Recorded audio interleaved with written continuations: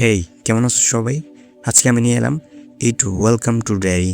গল্পটা তৈরি করা হয়েছে এক ডেরি নামক শহর থেকে। এই শহরে ভয়ানক এক রক্তচোষা দানব আছে, যার ক্ষুধা 27 বছর পর পর লাগে। সে কোনো বড়দের রক্ত খায় না। 27টা বছর পর পর সে পুরো শহরের বাচ্চাদেরকে খেয়ে ফেলে। আর আজই চলে এসেছে সেই 27 বছর পর। তো চলুন দেখে আসি কে সেই রক্তচোষা দানব। গল্পের শুরুতে আমরা একটা বাচ্চা ছেলেকে দেখতে পাই। সে হলে বসে চুপচাপ ছবি দেখছে। তার নাম হচ্ছে ম্যাটি। ম্যাটি কিন্তু টিকিট কাটেনি। সে প্রায় সময় লুকিয়ে লুকিয়ে হলে এসে সিনেমা দেখে। সেজন্য সিনেমা হলের গার্ড তাকে খুঁজছে। ম্যাটি হল থেকে বেরিয়ে কোনো এক জায়গায় চিপার মধ্যে লুকিয়ে পড়ে। তাকে রনি নামে এক মেয়ে দেখে ফেলে।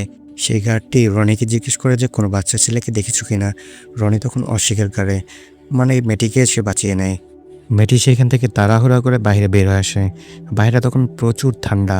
এই ডেয়ারি শহর থেকে বের হওয়ার জন্য মেয়েটি কয়েকজনের কাছে সাহায্য চাচ্ছে, কিন্তু কেউ দাঁড়াচ্ছে না। হঠাৎ করে একটা গাড়ি দাঁড়িয়ে গেল।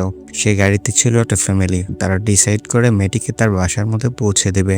কিন্তু মেয়েটি বলে, না, আমি বাসার মধ্যে যাব না। আমাকে শুধু এই ডেয়ারি শহর থেকে বাইরে বের করে দিলেই হবে।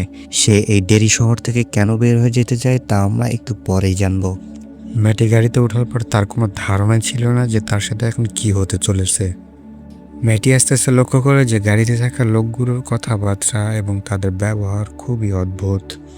আর সে এটাও লক্ষ্য করে যে গাড়িটা ঘুরে ফিরে সেই ডেরি শহরের ভিতরেই প্রবেশ করেছে। মানে মেয়েটি যেই শহর থেকে বেরোতে চেয়েছে আবার সেই শহরেই ফিরে এসেছে। এই ব্যাপারটা নিয়ে তো মেয়েটি খুবই ভয় পেয়ে যায় আর গাড়ি থেকে সে নামার চেষ্টা করছে, কিন্তু গাড়িটা একদম লক থাকার কারণে সে কোনোভাবেই সেখান থেকে বের হতে পারে না। গাড়িতে ছিল এক প্রেগনেন্ট মহিলা। তার আচমকাই পেট ব্যথা শুরু হয়ে যায়। তার এমন ভাব যেন তার ডেলিভারি এখনই হয়ে যাবে। আর সত্যি সত্যি ডেলিভারি হয়ে যায়। আর ডেলিভারি হওয়ার পর তো আমরা পুরোই চমকে গেলাম। তার পেট থেকে এক ভয়ানক বাচ্চা জন্মেছে। সে আবার উঠতেও পারে। এটা দেখে তো মেয়েটি খুবই ভয় পেয়ে যায়। আর গাড়িতে থাকা সেই ব্যক্তিগুলো হাসতে থাকে। এই বিষয়টা নিয়ে তো মেয়েটি খুবই ভয় পেয়ে রয়েছে। এর মধ্যেই হঠাৎ বাচ্চাটা সেই মেয়েটির উপর আক্রমণ করে। এরপর মেয়েটির কি হয়ে যায় এটা আমরা বলতে পারি না। সিন দেখানো হয় অন্য জায়গায়। মেয়েটি নিখোঁজ হওয়ার 4 মাস পরে আমাদের সাথে পরিচয় করানো হয় বিল নামক এক ছেলের সাথে, যে কিনা দূরবীন দিয়ে দূরে থাকা প্লেনকে দেখছে। এদিকে দুজন আর্মি প্লেনে করে নিচে নামছে, আর তাদের বস তাদের কাজকর্ম সব বুঝিয়ে দেয়। এদিকে আমাদের আরেকজন বাচ্চা মেয়ের সাথে পরিচয় করানো হয়, যার নাম হচ্ছে লিলি। তার একজন বন্ধু ছিল যার নাম হচ্ছে মার্চ। দুজন মিলে মেয়েটির ব্যাপারে কথা বলছিল যে মেয়েটি এখন কোথায়। এদিকে দেখা যায় দুইজন বন্ধু যার নাম হচ্ছে ট্যাডি এবং পিল। তারা ওই সেম একই বিষয়ে কথা বলছে। মানে হচ্ছে ট্যাডি, পিল, মার্চ এবং লিলি তারা হচ্ছে মেয়েটির ভালো বন্ধু। তারা কোনোভাবেই বুঝে উঠতে পারছে না যে মেয়েটি এখন কোথায়। একদিন লিলি যখন ওয়াশরুমে ছিল, তার হাতে থাকা ব্রেসলেটের দিকে সে মেয়েটির কথা মনে পড়ে যায়। লিলির হাতে থাকা ব্রেসলেটটা মেয়েটি তাকে গিফট করেছে। এরপর লিলি হঠাৎ লক্ষ্য করে যে তার বেসিংয়ের মধ্যে দিয়ে মেয়েটির গলার আওয়াজ শুনতে পাচ্ছে।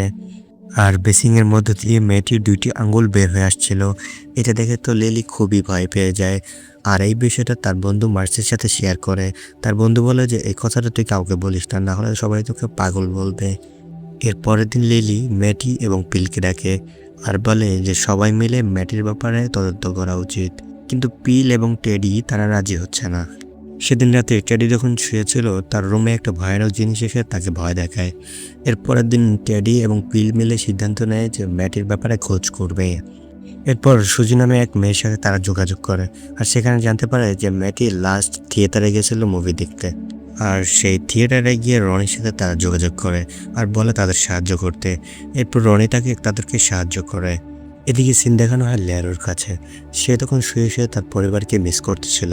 ঠিক তখনই তার উপর একটা আক্রমণ হয়, আর সেখানে তাকে বাঁচিয়ে নেয় তার বন্ধু।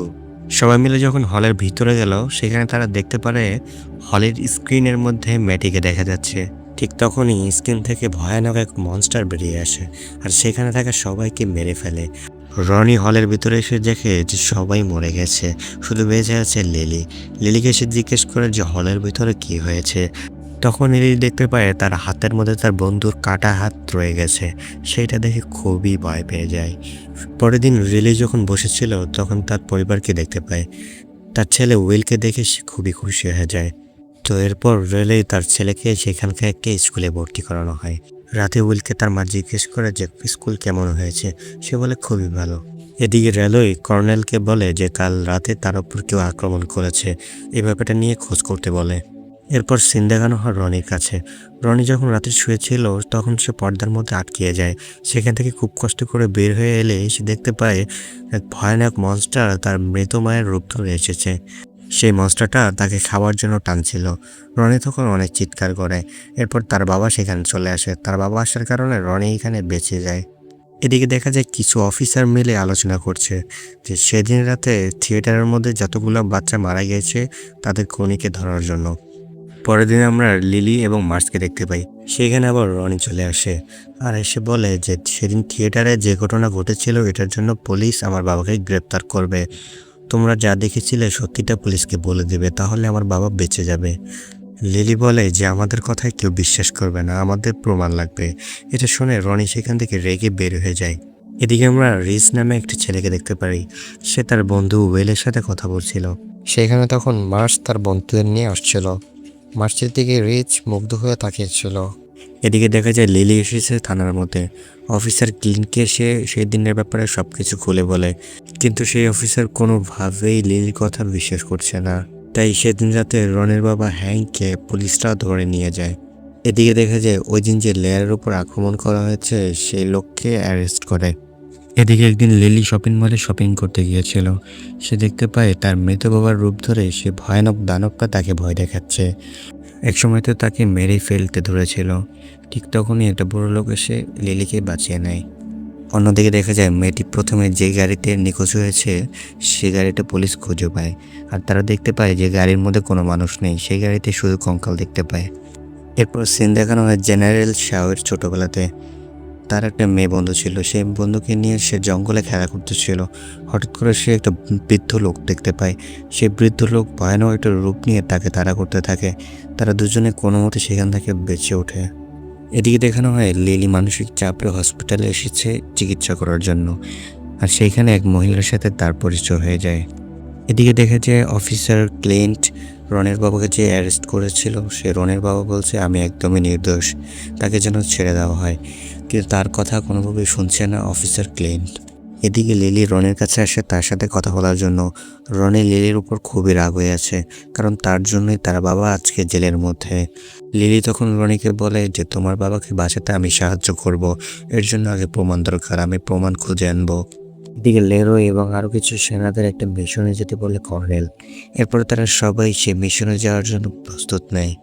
এরপর আমাদের আবারও দেখানো হয় জেনারেল শাওরার সেই অতীত। সেদিন ওই মৃত লোকের হাত থেকে বাঁচিয়েছিল তার বন্ধু রোজ। সো বন্ধুরা, আজকের এই ভিডিওটি আর বেশি বাড়াবো না। আজকের ভিডিওর 1 পার্ট এখানেই শেষ করছি। ওয়েলকাম টু ডেয়ারি 2 পার্ট দেখতে অবশ্যই চ্যানেলটি সাবস্ক্রাইব করে রাখুন, আর অবশ্যই কমেন্টে জানাবেন আপনারা কতটুকু আগ্রহী।